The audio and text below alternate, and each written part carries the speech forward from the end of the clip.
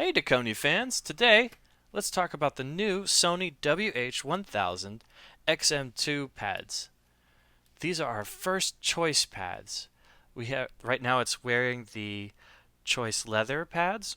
We also are going to show you how to put on the choice suede pads.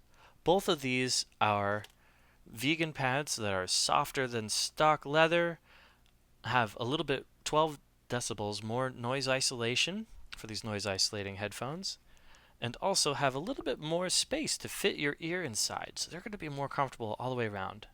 To remove them, you want to consider the 6 attachment points and kind of pull in towards the center of the pad. You'll feel a couple of these unclip and then it should come right off. Very easy. Then, if you want to line up your pads the same as stock, you should look for either the seam on the pads or the little triangle dab here. Line it up with the bottom of the ear cup, fit it in, and just press on those 6 points until you feel it clip into place. Watch this slow rebound memory foam in action.